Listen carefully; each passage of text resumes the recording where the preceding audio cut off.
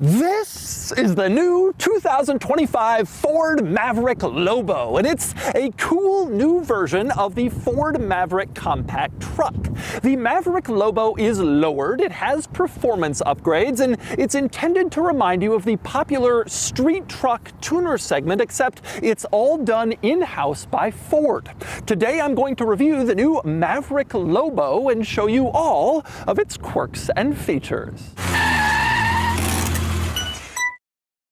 Before we get started, are you ready for your next cool car? Sell your enthusiast car on Cars and Bids. Trading in your car to dealers means you aren't getting market value for your car, leaving you with less cash for your next fun car. Just look at our recent sales of these cool cars compared to current trade-in value. This is a trade-in offer, and this was the Cars and Bids result. This is a trade-in offer, and this was the Cars and Bids result. This is the trade-in offer, and this is the Cars and Bids result. Get started now on carsandbids.com. Sell on Cars and Bids and join the best community to sell your enthusiast car. All right, time for the quirks and features of the Ford Maverick Lobo. And first, I want to explain what a street truck is, because everybody's calling this a factory-built street truck, which is pretty accurate. So if you don't know, a street truck was like a lowered, modified pickup truck that was more intended to look cool. They had cool wheels and paint jobs. It was especially popular in the 90s, but it still continues today. It wasn't made for off-roading or necessarily even performance. It was just like you took a truck and you made it look cool, which was kind of contrary to the point of a utilitarian pickup truck. And so the Maverick Lobo is a factory-built street truck. They took the practical, rational Maverick and they made it cooler with a bunch of upgrades I'll show you. Now, the starting price of a Maverick Lobo is around $37,000, and indeed, there are quite a few changes over the standard Maverick. Let's start with cosmetics. What makes it look cool? Because that's kind of the point of a street truck. The first thing you notice when you look at a Lobo is the wheels. You have these 19-inch sort of flat dish wheels, which to me kind of look like old school rally car wheels. That's probably not necessarily the intent of these wheels, since they're not trying to tie this truck into an old rally car, but it does have kind of that look, and it is a very neat design and very different from the more standard kind of utilitarian practical wheels on the regular Maverick. Now, another upgrade for the Lobo compared to the standard car is it's lowered. Ford says they lowered it a little bit up front and over an inch in back, so the rear lowered more than the front, but the overall result is that the roof height has come down about an inch compared to the standard Maverick with the Lobo. And that's always been kind of another distinctive element of a street truck. Usually they were lowered compared to a standard factory-built pickup. And there are more changes than just that. Up front, the front-end design of the Lobo is completely different from the regular Maverick. It's got a more aggressive lower front end with painted front bumpers that definitely help set it apart. You also have a distinctive and different grille design compared to the standard Maverick, and the black Ford emblem up front instead of the regular blue gives it kind of a cooler, more special look, and it's the same deal in back. The rear bumper I don't think has changed. I don't think it's a more aggressive look, but it is painted as opposed to the plastic rear bumper on the standard Maverick, which again gives it kind of a cooler, lower looking style to it. And once again, you have that black Ford emblem in back, which again makes it look more aggressive and cooler. And since we're talking about stuff that's painted black, the roof, interestingly, is painted black. Of all Maverick Lobo models, regardless of what exterior color you get, you're getting a black roof, which kind of helps to add to the custom special paint job look like you would see on a real custom street truck. But if you've seen all that stuff and you're still not entirely sure whether you're looking at a Lobo, the truck does have subtle exterior Lobo badging. You can see it right here on this panel in the front fender. It says Lobo, and of course that appears on both driver and passenger sides. Now, interestingly, this is not Ford's only use of the Lobo name. Here in the States, we haven't seen a Lobo before, but in Mexico, Lobo is what Ford calls the F-150 in most of its trims. They don't call it the F-150 in Mexico, they call it the Ford Lobo. And here in San Diego, close to the Mexican border, I see Ford Lobos every single day. And so now we have another Lobo. Lobo. But for most people, this will be their first Lobo experience. Of course, Lobo is Spanish for wolf, and I suspect one of the reasons they went with a Spanish word is that the street truck scene is especially popular in Hispanic culture, and so it kind of makes sense to tie that in. And next, we move under the hood of the Maverick Lobo, where we get to maybe my only real disappointment with this truck, and that is the engine hasn't been tuned or massaged to add more power. Now, that's actually kind of representative of the street truck custom tuner segment. The trucks were often all about the way they looked. They were cooler, lower, they had custom paint, but they weren't necessarily tuned for more performance. However, since this is a factory effort and they could probably tune it and add a little bit of power, it would have been nice to see that, but they didn't. Now, it's worth pointing out the Maverick Lobo is only offered with the more powerful Maverick engine, not the hybrid. Instead, it's a 2-liter turbo 4-cylinder that makes just shy of 240 horsepower, which is actually a fairly potent amount of power in a vehicle this size. It just would have been nice to see the performance-tuned version get more power. Now, even though they didn't give it more power, there are a surprising amount of other performance upgrades to this truck. One is that it has a completely different transmission from the standard Maverick. Instead of the standard Maverick 8-speed automatic, you get a sportier 7-speed automatic from the Euro market Ford Focus ST. No longer sold here, but now we get the transmission in this truck. And the Euro market Focus ST also lends its brake calipers to the Maverick Lobo, so you have improved braking from that Focus ST compared to your standard Maverick. And there are other upgrades as well. You get sportier suspension tuning, an upgraded steering rack for a quicker steering feel, and upgraded cooling, specifically a larger radiator fan, and upgraded transmission cooling borrowed from the Maverick with the tow package. Obviously, you probably won't be using a Maverick Lobo to be towing all that much, but they've stuck it in here for better cooling for when you're going fast in your Maverick. And there's also a new Lobo drive mode, which is obviously unique to only the Maverick Lobo. And if you switch into it, it'll reduce your stability control, giving you more control over your vehicle when you're throwing it around. And it's designed to minimize understeer thanks to a new torque vectoring system, which comes from a new twin-clutch rear drive unit that's borrowed from the Bronco Sport. Minimizing understeer with torque vectoring, that's pretty cool, especially in a pickup, and it'll come in handy in your Lobo drive mode should you take this on the racetrack.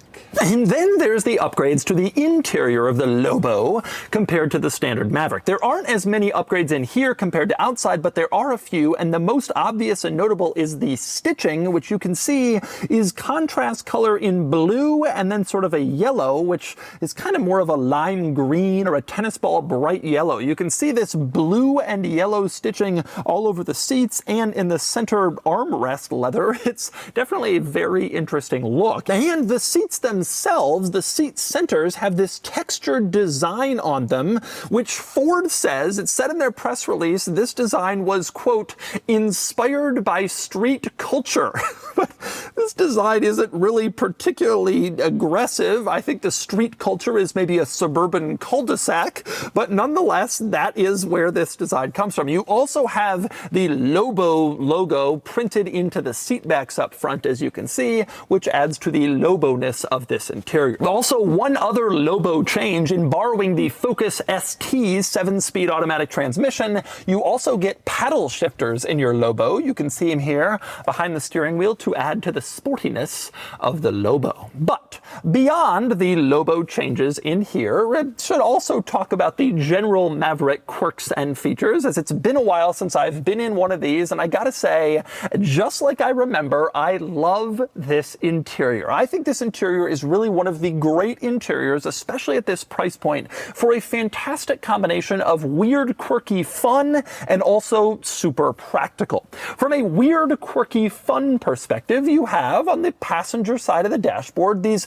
kind of strange angles that pop up almost like a relief map or a diorama model of a mountain range. It's definitely interesting, and it gives a little character, and you have the same thing on the door panel. And speaking of the door panel, you also have this rather unusual grab handle to close the door with these 4 screws, and it just sort of ends, and it's kind of a neat and funky look. You also have a funky shifter in this car. This rotary dial is what shifts into gear. PRND, go around a circle, and you just twist the dial to get into gear. And that funky shift dial is mounted on this center console plastic panel that's blue, which is so weird because it doesn't really match the rest of this interior, but it adds a little fun factor. And you also have blue leather on the center armrest, as you can see, and then more blue plastic below that, which again, it's not so crazy and weird that it's strange, but it just makes it a little bit more fun. And speaking of blue trim in here, take a look at the climate vents. You have this blue line that for some reason goes horizontally around the climate vents in the center and on the sides. It's never really explained. It's just there to add to the funk. But it's not all weird stuff in this interior. There's also a lot of cool practical touches. For instance, I love that there is a molding into the door panel for a water bottle holder. So you can stick a water bottle in there perfectly sized and shaped to get it in there and have it stay, which is really cool. I also love that there's a little slot here in the center console for you to put a credit card or a parking key card to get into your parking garage at work, or a little ticket if you're in a parking lot and you need to show it on the way out. Whatever, there's a little slot in here where you can store it where it will stay safely put. And same deal on the sun visors. You can see these little slots are intended to be there to hold key cards once again, or parking validations, or whatever you might need, and that adds some practicality. It's kind of a cool thing to have those little holders for note paper or whatever it is that you might want to be keeping track of. And another cool feature in this interior, although most things have been integrated into the infotainment screen,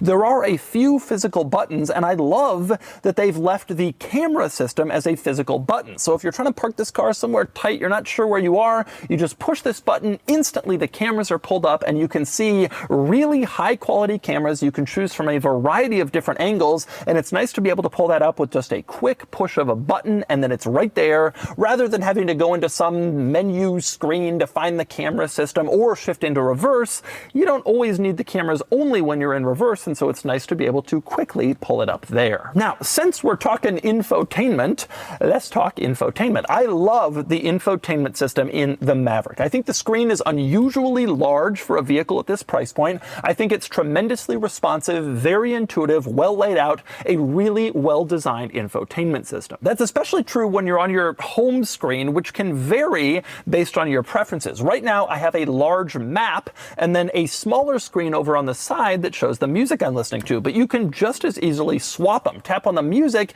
and suddenly the map becomes the smaller screen, and that smaller screen can show all sorts of different stuff. You can kind of scroll through and decide exactly what it is you want to see, which is a really cool idea. Now, one disappointment I have with the infotainment system is that it completely incorporates all of the climate controls for this car. Aside from the window defogger, you can see that as a physical button down here, everything else is at the bottom of this center screen, and you adjust your climate controls through here. I'd prefer physical buttons and a climate panel, but having it at the base of the screen, it's always fixed in place right there. It's relatively easy to figure everything out. Turn on your heated seats, your heated steering wheel, change the temperature. It's not so bad, although I think physical buttons would be a little bit better. Now, a couple of other interesting quirks about this infotainment system. For one, there is a record feedback section of this system, and that's not like a memo recorder where you record a note for yourself so you can remember it later. It actually records your feedback about the truck,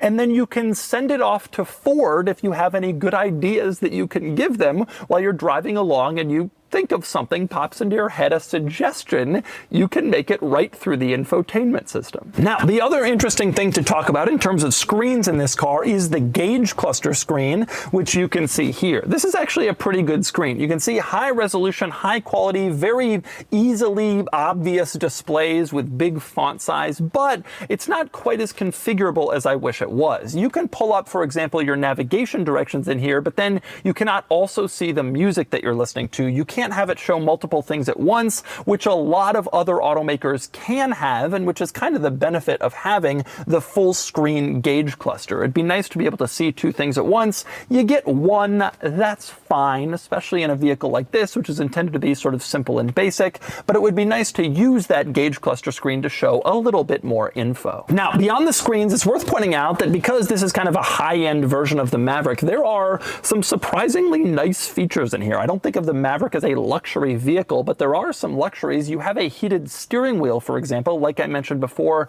with the climate controls. That's pretty cool. You also have an auto steering feature, as you can see here. When you turn on the adaptive cruise control, it will also auto steer for you in a driver assist setting, which is pretty neat to see in a relatively inexpensive Ford Maverick pickup truck. This truck also comes with a power sunroof, as you can see, a nice window into the outside world above you, and there is a power rear window, so behind the seats but before the bed, that rear glass can slide open. You do it automatically with this switch. You press that, the window slides open or closed. It's a very kind of luxurious experience, honestly, which is a surprise in the relatively basic utilitarian Maverick. And next up, we move on to the back seat in the Maverick Lobo, where you once again have a great combination of quirky and practical. Practical because, well, for one thing, there's decent space back here. Despite this truck's relatively compact size, there's good rear passenger space for a taller adult like me with knee room and headroom and hip room. It all works out pretty well. I've always been shocked at the impressively good packaging in the Maverick. Obviously, that continues to the Lobo. And there's more practicality than just that. You also have, again, molded into the rear doors, a water bottle holder, which is pretty cool. You have that on both sides, and you have additional cup holders also included in the door panels, which is nice because the center armrest back here folds down to reveal more cup holders, but if you have a central passenger in back, you don't want to be stuck without any cup holders, so it's nice that they have those integrated into the door.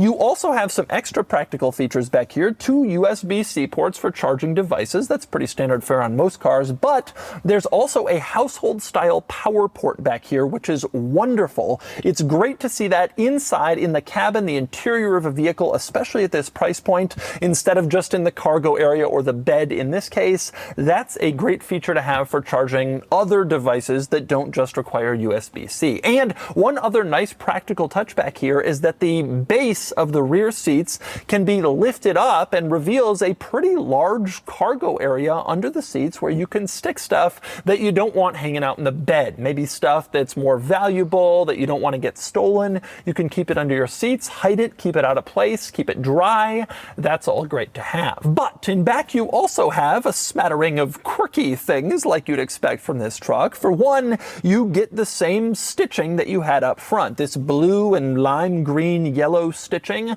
throughout all the seats in back, an odd mixture again, but it's back here, and it adds to kind of the quirk factor of the truck. You also have that same kind of angled relief map design on the door panels, just like you had up front, which is kind of cool and interesting, and the same weird door handle closer things that just sort of stick out with the screws in them. It looks interesting and fun, different from a boring regular door panel design. And yes, once again, you have that same seat texture in the center, which was inspired by street culture. Ha ha! I look at this texture and I just think this is what street culture is all about.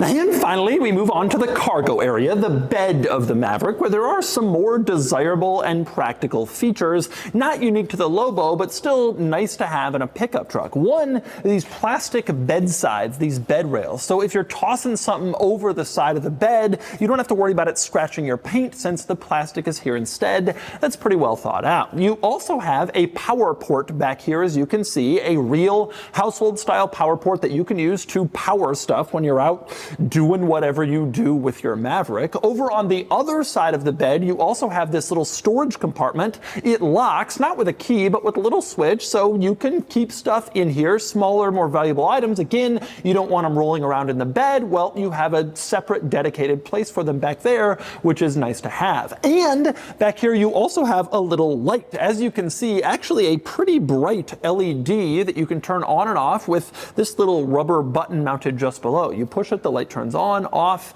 and illuminates your bed to show you what's inside, makes it easier to unload or load the bed, obviously at night or when it's dark. The other thing you have in this bed is a lot of hooks. A few of them are fixed in place, and this one can be alternately used as a bottle opener, which can be kind of nice to have handy at a campsite. But there's more than just that. You also have hooks mounted on the bottom of the bed for cargo tie downs, for nets, whatever you want to put, and even these sliding hooks on the side so you can maximize exactly what you're trying to fit in here and slide it to fit exactly your particular items. It's all a pretty well thought out practical bed in the Lobo. But I am especially excited to get out on the road behind the wheel in the street truck, the factory built Maverick Lobo. Let's do it and let's see what it's like to drive this truck. All right, driving the Maverick Lobo. I love any time I can get in a Ford Maverick. I think it is one of the most clever, reasonably priced, well-packaged cars in the entire business. I just think there's so many great things to say about this car and about what it is. And I think that the Lobo version kind of actually eliminates some of the things that make this truck so great. Like, it's more expensive, it doesn't really enhance the practicality, whatever, but it does add a cool option. It's not like they've taken anything away in terms of practicality or usability or from the other versions of the truck, but now it adds like a cool, sporty, fun option for people who want something, you know, a little bit different and a little bit kind of quirky and fun. And if we're being completely honest, the design of this truck lended itself so well always to the concept of a lowered street truck. Like, it looks so good like this, and it could look even better if they were able to do more stuff that like regulations don't allow, like drop it lower, you know, flare it out more, etc. Like, there's even more opportunities to make it cooler if you want to modify it in the aftermarket.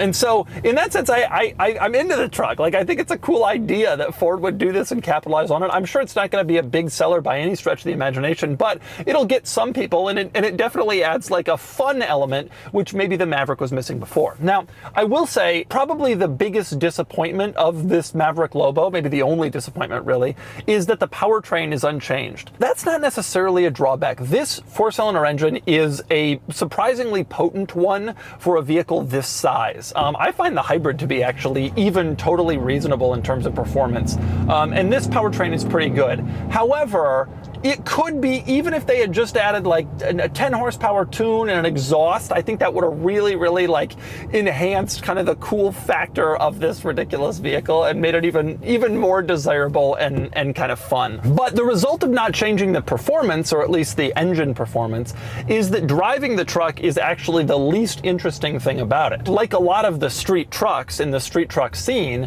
a lot of the truck is all about like the way it looks and how cool it looks on the outside.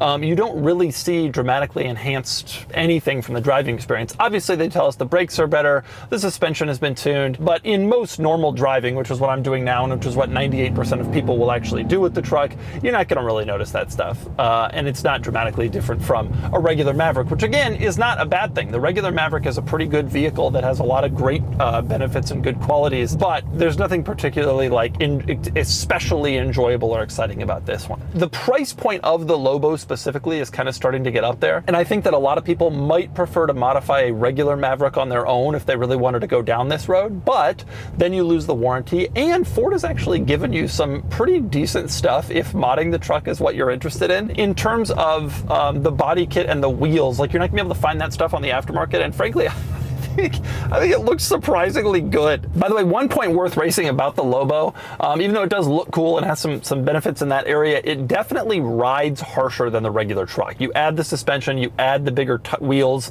thinner tires, it definitely has a harsher ride. So you are, in addition to paying more, you are sacrificing a little bit extra to get this truck, and the harsh ride, I wouldn't say it's noticeable or overly harsh. It's not like that bad, but it certainly isn't quite as comfortable or compliant as the regular truck with sort of its big, thicker sidewall and its like Lobo tuned suspension. Man, driving this Maverick, I'm just reminded by what what makes this truck so great. It's just an easy, simple, like very maneuverable, powerful enough. Like it's just good. Here I'm driving by one that's owned by a business, you know, and wrapped in their logo. Like this is the perfect truck for like a city business to drive around if they also need a bed.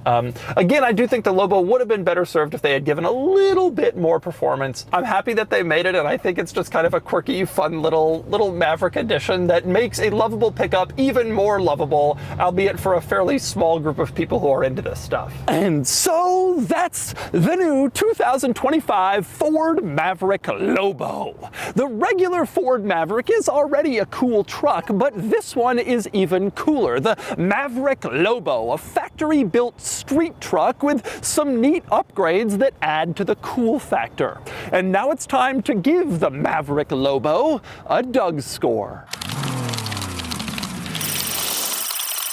And the DougScore is here, 47 out of 100, which puts the Maverick Lobo here against similar cars. It beats out the regular Maverick in the weekend categories, but loses in the daily categories, which makes sense. The normal Maverick is just as practical without the added cost for the Lobo's primarily cosmetic upgrades. But the Lobo is a legitimately cool factory street truck. I'm thrilled they decided to put it in production, and while it's a bit expensive, it's a neat way to expand the Maverick's already very appealing lineup.